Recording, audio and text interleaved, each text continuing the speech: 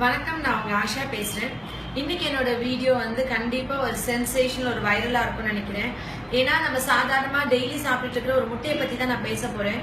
முட்டையை பத்தி என்ன பேச போறாங்கன்னு நீங்க யோசிப்பீங்க. கண்டிப்பா இதை சாப்பிட்டு இருக்கிற எல்லாரும், இது வரைக்கும் செஞ்ச எல்லாருமே இந்த வீடியோ பார்த்துச்சா அப்படின்னு ஒரு நிமிஷமாச்சும் ஃபீல் பண்ணுவீங்க.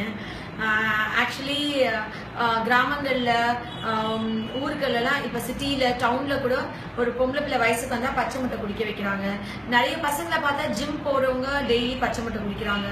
அதே மாதிரி நிறைய வீடுகள்ல சின்ன பசங்க 5 வயசு 10 வயசு பசங்க கூட இம்யூனிட்டி இல்ல, பிரைமரி காம்ப்ளெக்ஸ் இருக்கு அப்படின்னு சொல்லிட்டு 90 நாள் பால்ல முட்டை ஆத்தி கொடுத்துன்னு சொல்லி கொடுத்துருக்காங்க. ஆக்சுவலி எங்க வீட்டு பக்கத்துல ஒரு பையன் 5 இயர்ஸ் தான், அவனுக்கு பிரைமரி காம்ப்ளெக்ஸ் இருந்தது. அவங்க அம்மா டெய்லி காலையில 90 டேஸ்க்கு பச்சை முட்டை அந்த மாதிரி பால் ஆத்தி கொடுக்குறேன்னு சொன்னாங்க. நான் சொன்னேன், நீங்க அந்த மாதிரி ஆத்தி கொடுக்காதீங்க, அந்த மாதிரி ஆத்தி கொடுக்க கூடாது, குழந்தைக்கு அது நல்லது இல்லை, ஹெல்த் வைஸ் ஒத்துக்காது. அவங்க அதை எனக்கு கேட்கவே இல்லை. ஆக்சுவலி பச்சை முட்டையில என்ன இருக்கு அப்படின்னா, நான் சொன்னேன் முட்டையில அந்த வெள்ளைக்கருல அவிடன்னு ஒரு சத்து பொருள் இருக்கு, சரிங்களா? அந்த அவிடன்ற சத்து பொருள் நம்ம பச்சையா குடிக்கும் போது நம்ம வயிற்றுல இருக்கிற பயோட்டின் அப்படின்ற சத்து பொருளோட சேரும். பயோட்டின்றது என்னதுன்னா vitamin B, vitamin A, B, அதில் சொல்றோம்ல சி, டி எல்லாம், அதுல விட்டமின் பியோட சப்டைப் தான் பயோட்டின். அது நம்ம உயிர் வாழ ரொம்ப முக்கியம். அந்த பச்சை முட்டை நம்ம குடிக்கும் போது இந்த விட்டமின் பயோட்டினோட இது சேரும் போது, இந்த அவிடன் சேரும் போது நம்மளுடைய நுரையீரலுடைய பேரன்கெமா, லங் பேரன்கெமா நிரந்தரமா சுருங்கிடும். அதை நம்ம சென்சிட்டிவிட்டின்னு சொல்லுவோம். அலர்ஜிக்கான முதல் சென்சிட்டிவிட்டி, அந்த தூண்டுதல் அப்பதான் நடக்குது. அதுக்கப்புறம் அவங்க எப்ப எக் சாப்பிட்டாலும், முட்டை அவிச்சோ இல்ல எக் எனி ஃபார்ம், கேக்காவோ இல்ல egg fried rice, egg noodles, முட்டை கலந்து எந்த சாப்பாடு சாப்பிடும் போதும் அவங்களுக்கு அந்த சென்சிட்டிவிட்டி, அனஃபிலாக்சிஸ் ஆக ஆரம்பிக்கும். அனஃபிலாக்டிக்னா என்னன்னா, ஒரு தடவை ஒரு சாப்பாடு பொருளுக்கு நம்மளுக்கு ஒத்துக்கல, நம்ம உடம்பு ஒவ்வாமை வந்துச்சுன்னா அடுத்த தடவை அந்த சாப்பாடு நம்ம சாப்பிடும் போது நம்ம உடம்புல சீரியஸான ரியாக்ஷன்ஸ் ஆகும், உயிர் பிரியிற அளவுக்கு வரைக்கும்.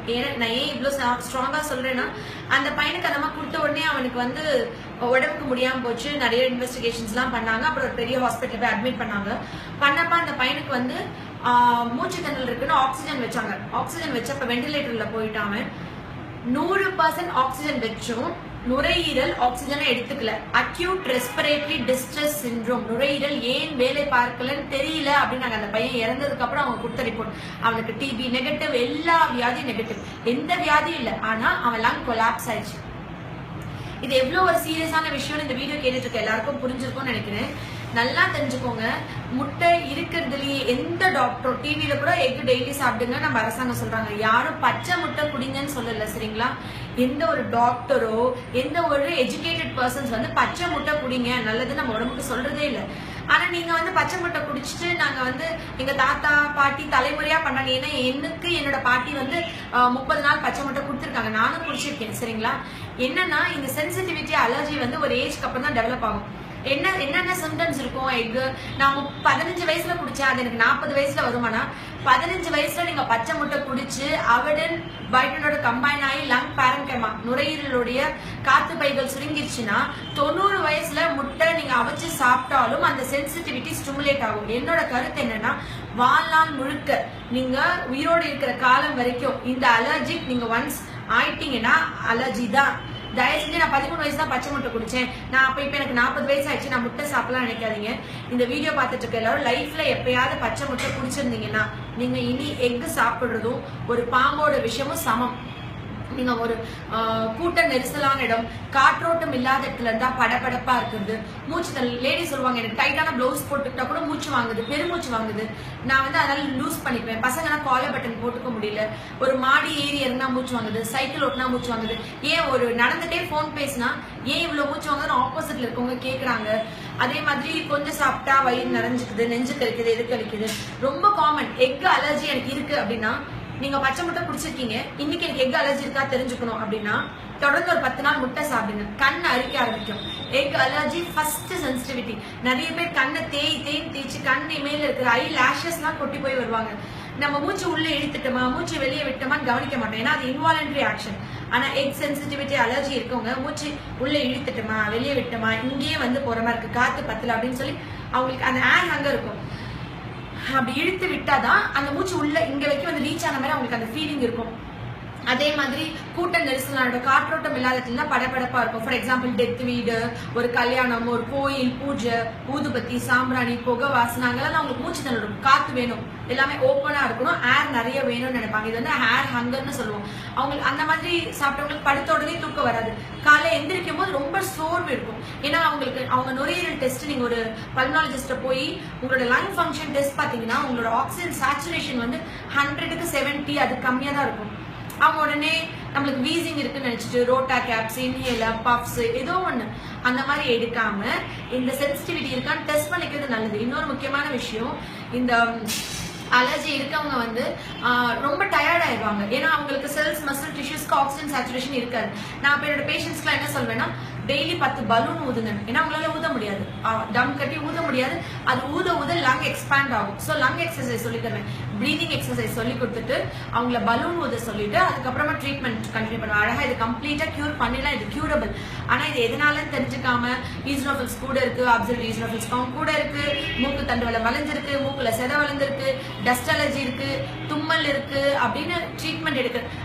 100ல 99 பேர் டஸ்ட் அலர்ஜி, தும்மல், வீசிங், அப்புறம் இந்த சென்சிட்டிவிட்டி, இது எல்லாமே சிம்டம்ஸோட சொல்றீங்க இல்லையா?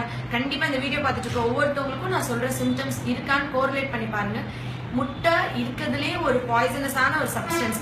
நிறைய பசங்க முட்டை சாப்பிட்டு ஒரு நாளைக்கு முட்டை தோசை, ஒரு வீட்டுல பாருங்களேன், வாரத்துக்கு 4-5 ட்ரே எக் வாங்கும்னு பெருமையா சொல்லுவாங்க. முட்டை அந்த ட்ரேல வச்சு எக் நிறைய சாப்பிட்டனால என்ன ஆகும்னா அவங்களுக்கு லைப்போமான்னு சொல்லக்கூடிய கொழுப்பு கட்டி வரும் உடம்பு ஃபுல்லா. நான் இப்ப முட்டை சாப்பிடுறதில்ல, நான் 10 வயசுல முட்டை சாப்பிட்டேன்னா கூட எனக்கு வரும். சரிங்களா? கொழுப்பு கட்டிகள் உடம்பு ஃபுல்லா லைப்போமா, கொழுப்பு கட்டி வரும். அதே மாதிரி ரொம்ப சாதாரணமா சொல்றேன், சின்ன பசங்க 5 வயசுல 10 வயசுல பசங்களுக்கு முட்டையா கொடுத்து, ஆம்பளை பசங்களுக்கு கைனோகாமாஷியான்னு சொல்லுவோம், பெண்கள் போல மார்பக வளர்ச்சி. ஆம்பளை பசங்களுக்கு ரொம்ப காமனா இருக்கு. இப்ப ஹார்மோன்ஸ் டெஸ்ட் பண்ணா கம்ப்ளீட்டா நார்மலா இருக்கும், அவர் ஆம்பளை பையன் தான். ஆனா ஏன் அவனுக்கு ஒரு செஸ்ட் டெவலப்மெண்ட் இருக்குன்னு பார்த்தா because of egg allergy. Egg வந்து அவ்வளவு ஒரு நாளைக்கு 4 முட்டை 5 முட்டை எடுக்கிறது. ஃபாரின்ல இருக்கவங்க வந்து சாப்பாடு வழியே இல்லாம முட்டையை போட்டு டக்குன்னு சாப்பிட்டுக்கிறது. இந்த உலகத்துல எந்த மூலையில் இருக்கிற தமிழரா இருந்தாலும் தயவு செஞ்சு நீங்க காய்கறிகள், பழங்கள் சாப்பிடுங்க. எக் மட்டும் எடுத்துக்காதீங்க. அதுக்கு மட்டன், ஃபிஷ், நண்டு, ப்ரான் எல்லாமே எடுக்கலாம். But too much of egg is good for not good for health. அதே மாதிரி பொம்பளை பிள்ளைங்களும் நிறைய எக் சாப்பிடுறதுனால சீக்கிரமா குண்டாயிட்டு வெயிட் போட்டு அந்த மாதிரி சிம்டம்ஸ்லாம் இருக்கு. எக்கை பத்தி பேசணும்னா கண்டிப்பா இந்த ஒரு வீடியோ பத்தாது. பட் இனிமே இந்த வீடியோ பார்த்துட்டு இருக்கிற கிராமங்கள்லயோ சிட்டிலயோ ஒரு மூலையில இருக்கிற உலகத்தோட ஒரு மூலையில இருக்கவங்க கூட இனி என் பிள்ளை வயசுக்கு வந்தா நான் பச்சை முட்டை குடிக்க வைக்க மாட்டேன், பச்சை முட்டை குடிக்கிறதும் விஷம் கொடுக்கறதும் ஒண்ணு, அது என் குழந்தையோட எதிர்காலம் வாழ்நாளையே பாதிக்கும், நான் இனி முட்டை கொடுக்க மாட்டேன்னு ஒரு சத்தியம் பண்ணீங்கன்னா அது எனக்கு உலகத்திலே பெஸ்ட் அவார்டா இருக்கும். இந்த அவார்டு எனக்கு இதை விட வேற எதுவுமே இருக்காது. நிச்சயமா இந்த வீடியோ பார்த்துட்டு இருக்க எல்லாரும் வயசுக்கு வந்தா பொம்பளை பிள்ளைங்களுக்கு பச்சை முட்டை கொடுக்காதீங்க. பசங்களும் சரி, பெரிய ஆட்களும் சரி, ஜிம் போறணும் எது பண்ணணும், பச்சை முட்டை கொடுக்காதீங்க. தயவு செஞ்சு அவிச்சு சாப்பிடுங்க. அவிச்சு சாப்பிடுறதும் அளவுக்கு மீறி சாப்பிடும் போது உடம்புல கொழுப்பு கட்டிகளோ இல்ல நிறைய பல உபாதைகள் வரும். தயவு செஞ்சு இந்த மாதிரி எது சிம்டம்ஸ் நான் சொன்ன மாதிரி இருக்கிற சிம்டம்ஸ் இருந்தா நீங்க உடனே உங்க அருகாமையில் உள்ள டாக்டர்கிட்ட போயிட்டு உங்களுக்கான லங் எக்ஸசைஸ், பலூன் ஊதுறது, ஒருவேளை இந்த மாதிரி அலர்ஜி சென்சிட்டிவிட்டி இருந்து நீங்க இவ்வளவு நாள் ஒரு இஎன்டி டாக்டர் யார்ட்டையோ பார்த்துட்டு இருந்தா அவங்க கிட்ட இந்த எக் அலர்ஜிக்கு ஸ்கின் பிரிக் டெஸ்ட் எல்லாமே இருக்கு, இன்வெஸ்டிகேஷன்ஸ். நீங்க அதை பார்த்துட்டு அதை சரி பண்ணிக்கோங்க. சரி, நான் சாப்பிட்டுட்டேன் இவ்வளவு நாள், இனிமே நான் என்ன பண்ணணும்னா இனிமே முட்டைய வாழ்நாள்ல தொடாதீங்க. முட்டை ஒண்ணு சாப்பிடாதனால உங்களுக்கு இந்த அலர்ஜி திருப்பி ஸ்டிமுலேட் ஆகாது. சரிங்களா? நீங்க பலூன் ஊதி மூச்சு பயிற்சி பண்ணி உங்க லங்ஸ் எக்ஸ்பேண்ட் பண்ணிக்கலாம். நன்றி.